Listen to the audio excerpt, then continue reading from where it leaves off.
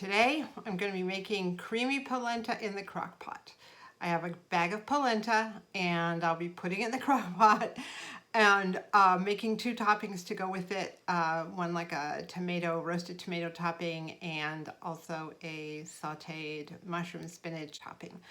There's many different types of cornmeal, but to make polenta you basically need the polenta grind. I guess it's a little coarser, and it just makes polenta as opposed to using cornmeal flour, something you'd use for baking. So let's get started. All right, according to all the recipes I've seen, there's about a 3-to-1 proportion of liquid to polenta. So let me just show you this polenta. As you can see, it's really yellow, and I don't know if you can see how coarsely ground it is, but I have about a half a cup here, and I'm going to put it in there. And then I have a cup and a half of veggie broth. You can use chicken broth or any sort of broth you want, and I'm going to put it in there too. I'm going to give everything a little stir, and then put it on high. This should make, I don't know, 3 cups of polenta. I'm the only one who's going to eat it, so I didn't need a whole bunch of polenta. At the end, evidently, to make it creamier, if it's not creamy enough, you can always add milk or more broth. So let's see how this goes just as per the directions. I'm going to turn it on high, and we'll check back in a couple hours. All right, to make the tomato topping, I've taken 2 Roma tomatoes and chopped them up. This is a Roma tomato. They're kind of oval shaped. They're good for, I don't think they're as juicy as other tomatoes, so they're really great for spaghetti and stuff because they don't get all watery. And I'm going to add a little bit of olive oil. Pour in maybe a 1/4 cup. I'm going to sprinkle in some Italian seasonings. Maybe 3 or 4, 5, 6 sprinkles. Some garlic powder, a little couple taps. Oops. And a couple taps of onion powder. Just a couple. There you go. And I'm going to mix it all up. Now you can roast these on whatever you want, however you want it. But I got one of these at a thrift store. It's actually, I think, a tortilla warmer. But it's got a kind of a glazed interior. And when I want to do like a small amount of roasting, or I want to do potatoes or something just for 1 or 2 people, I like to use this with the lid because it just, things come out really good.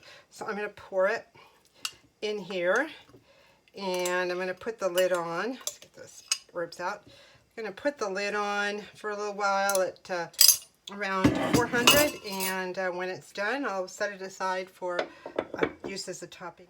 Here's my bowl of fresh spinach leaves. There's maybe 2 cups in here. You can make as many or as little as you want. This is what I had. I also have a bunch of mushrooms I'm going to slice up, and I'm going to put them in the same bowl as I put the tomatoes in, and I will add more olive oil, some more garlic powder, some more onion powder, and get that ready to be sauteed with the spinach leaves. All right, so I'm going to sprinkle some more onion powder on this. Couple sprinkles, sprinkle some more garlic powder, and pour in some olive oil. You can use fresh garlic in here and fresh onion if you want, but I'm just tired. I've had a long week, and it's the end of the day, and this is good enough. Let me grab this couple of pieces that fell out. I'm just gonna mix this up and let it sit for a while till I'm ready to saute it up. All right, let's get our mushroom and spinach going. I'm going to pour some olive oil in here, a warm skillet, and start sauteing down our mushrooms.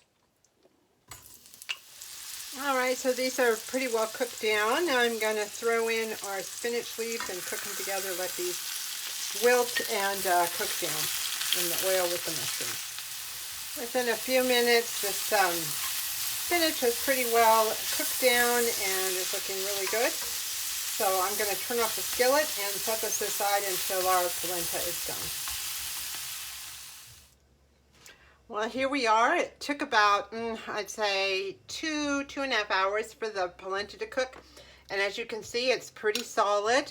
It's kind of like a heavy duty, I don't know, oatmeal texture. It is so delicious. And you could certainly serve it like this, and I think you can fry it like this. But I really wanted it creamy, so I'm going to add some coconut milk to make it creamy.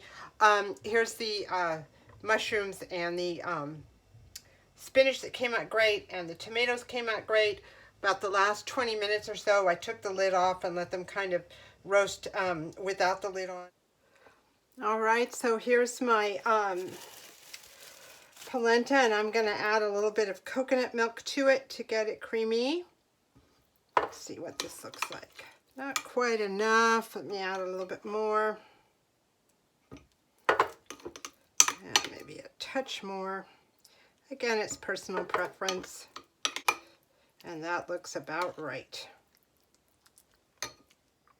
Well, here it is ready to go with the mushroom and spinach topping and tomato topping. It smells delicious, so let's give it a try. Well, over the space of 2 days, I did 4 tastings of the polenta. Once I forgot to turn the camera on, once something spilled, and the last 2 times, the whole recording just disappeared off the face of the earth. So there's going to be no live tasting. I will tell you though that it was absolutely delicious with the toppings, really, really good.